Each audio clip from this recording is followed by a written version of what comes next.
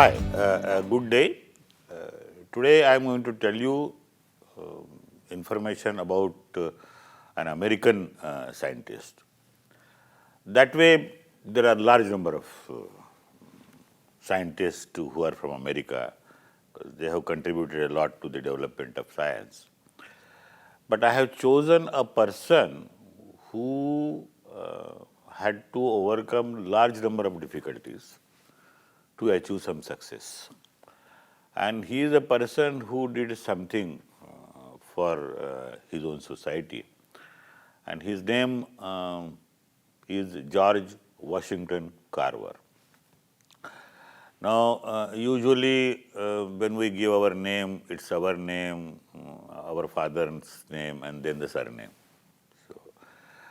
Here, however, the situation is very different. The surname Carver is the surname of his owner, actually. Washington is the name of a principal where he was working after his education. And George, people call young boys by this name. So this is how his name has been composed. If we look at the birth date of this man, you will not find the exact birth date. Some people say this date of January, etc. But what you find is the year 1864. It is because no one has kept the record of his birth date. Why? Because this boy was born in a family of slaves. You might be knowing slavery was practiced in United States and in some parts of Europe for a long time. Especially these black Africans were bought from Africa and they were sold to America and some European countries, and they have to work for their owners without any expectation, no salary, nothing. They were given a place to live, they were given food to eat, some clothes to wear, and work for the entire life. And not only they work for the entire life, their children had to also work for the owner. So this was a slavery, which was of course abolished at a later stage. But when this boy was born, slavery was still practiced. And he was, first son of that slave family. He had a young sister, and when his mother was pregnant for the third time, a group of people came and kidnapped his father. So he didn't know where the father is.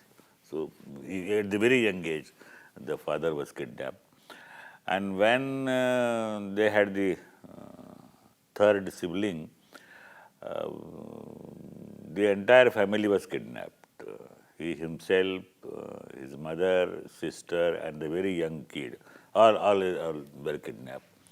And Carver somehow tried to, Carver, who was the owner of this family, somehow tried to look for, and he could somehow manage to get this boy about whom we are speaking, George.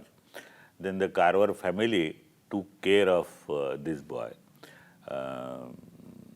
Mrs. Susan Carver, the wife of the owner, she said, this is a young, intelligent boy, so let us educate him, provide good education so that he could progress in life.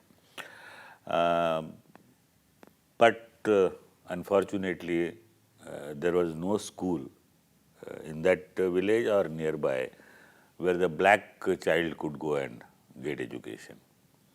So finally, Carver family decided that he should be sent to the nearby village where they had an acquaintance of a lady.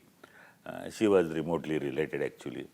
So George was sent to nearby village where he had his school education, you can say primary and middle school. Later on, he wanted to get the high school education. Once again, the problem. The area where he had his primary education, there was no high school, so he has to struggle, and finally entered into one of these schools in the Iowa state of USA. He was intelligent, very smart, especially in studies, and therefore his teachers loved him a lot. And his teacher said, you should continue education. And they suggested him where to go, who will support you and all that.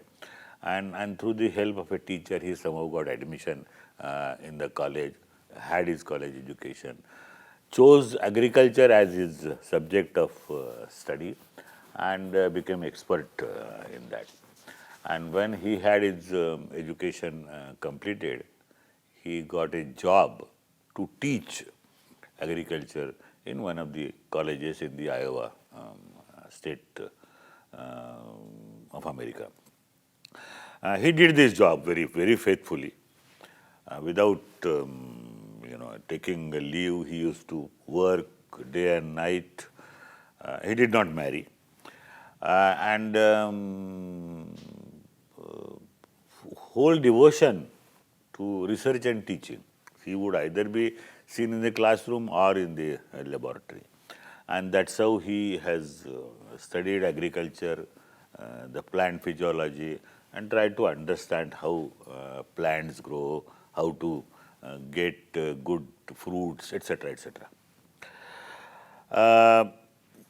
One thing I told you that he was with a lady for his school education, and when he said goodbye to that lady gave him one piece of advice, and the advice was, said, George, get enough knowledge and see that your knowledge is used for the betterment of the society. And even at that young age, the advice that was given to him, he remembered throughout his life and said, whatever knowledge I have gained, I should now use this for the betterment of my society. Now, what could he do? He was an agricultural scientist, and of course, he would do something in the field of agriculture. Now, try to understand what was the situation. By the time he settled in the job, he got his master's degree in 1896. 1864 he was born, 1896. At the age of 32, he could complete his master's degree because so many years were wasted. And then he entered into the profession. By that time, the slavery was abolished, and the slaves were given some pieces of land to work on. But they actually did not know much knowledge about agriculture.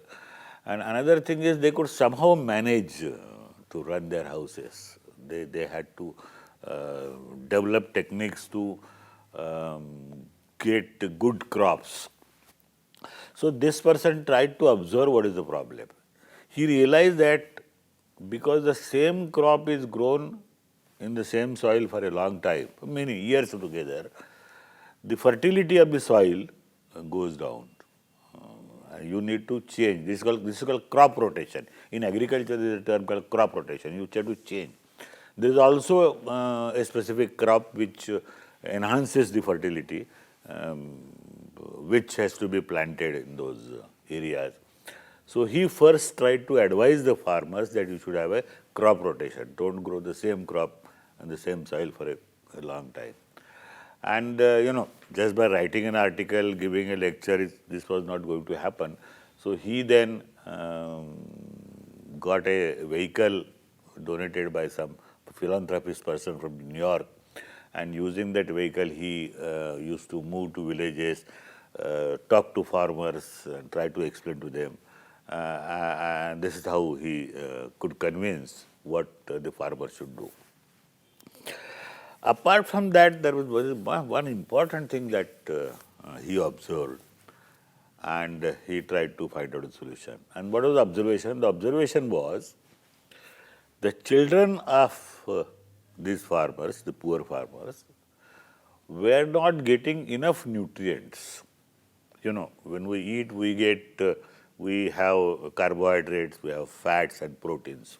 Proteins are the most important thing that we get. We don't need much protein, but we need protein. Rice and wheat, which is a mainly consumed food, doesn't have much protein. In fact, it doesn't. It has a very little protein. We try to fulfill the requirement of protein using dals, tur dal or other dals. This is not the common thing in United States. But then he came out with an idea, and the idea is children should eat peanuts,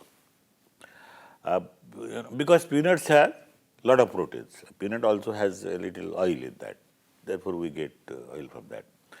And he encouraged farmers to grow peanuts and said, give this to eat. Now, when you give peanuts to eat, you might not feel motivated to eat.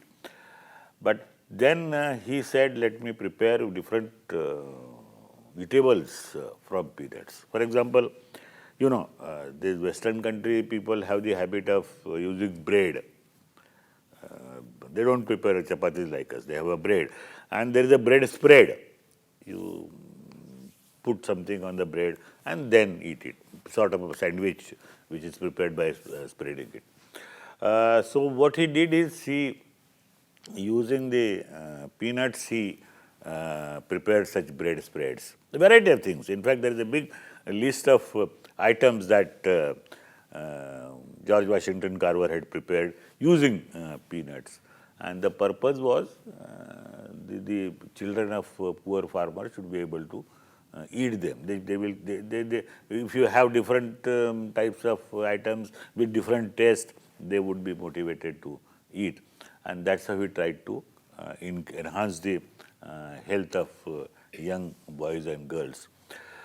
He also tried to, convince people that the crop that you grow, you should see that it fetches money to you, because the financial condition was so bad of these farmers, and especially because they wanted to send their children for education and do a variety of things. Financial situation was so bad. Earlier, of course, they were totally dependent on their owners. Now they have to stand on their own feet. So he also tried to teach them how do you grow cash crops. In those areas, cash crops are different than ours. But this is how he worked for the society. Remembering the statement that the lady has made before he say goodbye to her. And this is how it became famous as an agricultural scientist. At one stage, he was invited by the president to get advice on agriculture. In the memory of this man, they have erected an open sort of a museum where they have exhibited the house. It's in the same area where he grew as a child, Carver's village. So the old house where he used to live as the son of a slave is maintained. They have also created a small statue of a young black boy, how he would have looked in those days. And they give you a lot of information about what this man did, what was his career, what was his profession, etc., etc. So by telling this story, I wanted to indicate that if we decide, we can achieve something. We don't have to worry about where I was born, what are my facilities. This man, who was actually a slave child, rose to the height to become the advisor to the president. And not only that, he did a lot of work for the society. And therefore, this is a model for so many of young boys and girls who had to face difficulties. And I thought this would serve as a ideal to many of our young boys and girls. Thank you very much.